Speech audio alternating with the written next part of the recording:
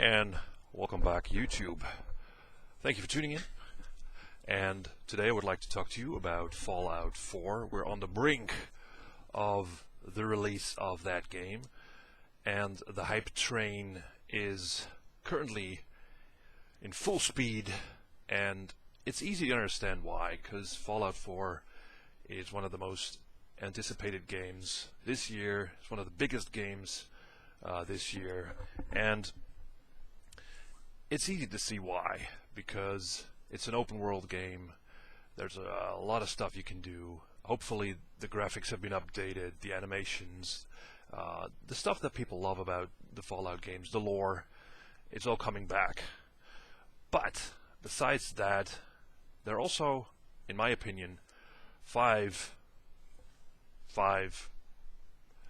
concerns about Fallout 4 that I have, and you might as well. So, in no particular order. First of all, bugs and glitches. Now, most Bethesda games on launch have bugs and glitches. Now, it's easy to understand why, because these are big games, open world games, and a lot of that stuff has to be ironed out in the coming future.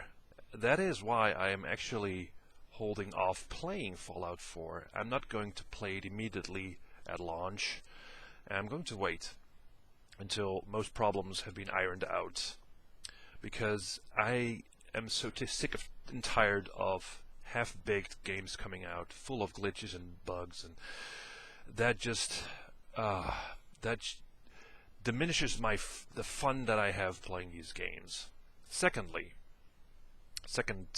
concern I have about Fallout 4 is the setting. It is taking place in Boston. Now, for people living in the U.S., Boston does sound a bell, of course. It's quite a big city, but it's not a city that a lot of people abroad, the rest of the world, know very well, right? It's Boston, but people from abroad know cities like Miami, like Las Vegas, like New York, like San Francisco, like Los Angeles. Those cities, tourists will go to those cities. Boston?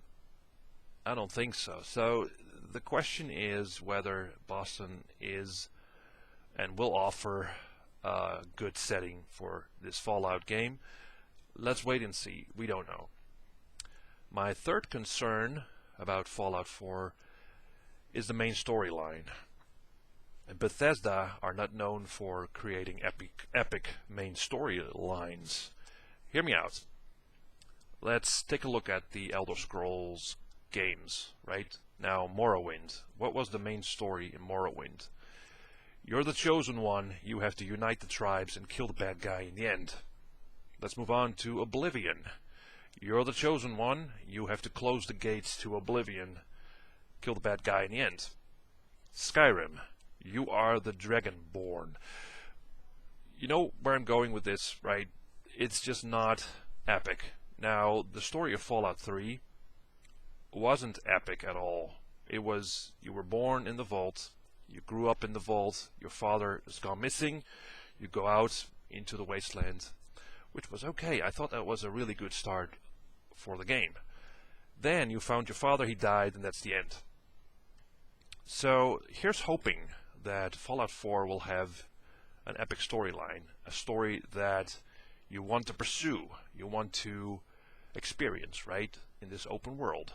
Now, another thing, I think this is 4. In Fallout 3, there is a lot of emptiness, a lot of nothingness, right? There's a lot of aimless wandering, and that is just not a lot of fun. In my opinion, there wasn't enough content in Fallout 3. There could have been more in Fallout 3, because there was a lot of stuff not happening, basically. And it was kind of depressing as well. It wasn't kind of dead. And I know this is the post-apocalyptic world of Fallout, but I think New Vegas sort of fixed that with a lot more content, a lot more factions to join, a lot more a lot more different characters to talk to and to do quests for. A lot more locations as well. Now, my final concern for Fallout 4 is mod support, or let's say paying for mods. Now, this has been a controversy in the past. Bethesda and Steam have tried to implement a system where you have to pay for mods, and in the end they just stopped doing that. But I don't think that was a final decision. I think they are still looking for a way to implement paying for mods. And this is probably going to happen, not immediately, but I think somewhere in the near future after Fallout 4 has been released. Most problems have been gone. The tools are in the hands of the mod makers. I think they will charge people for mods. They will do that because it's a way to make more money post-release.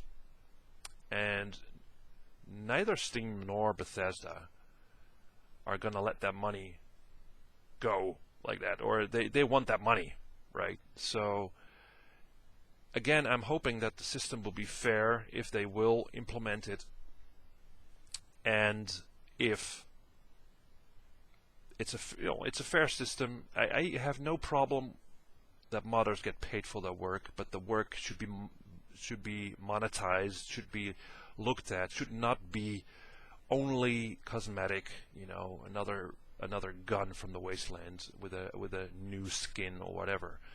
It should be substantial, and it should be worth paying for. That's what I'm saying.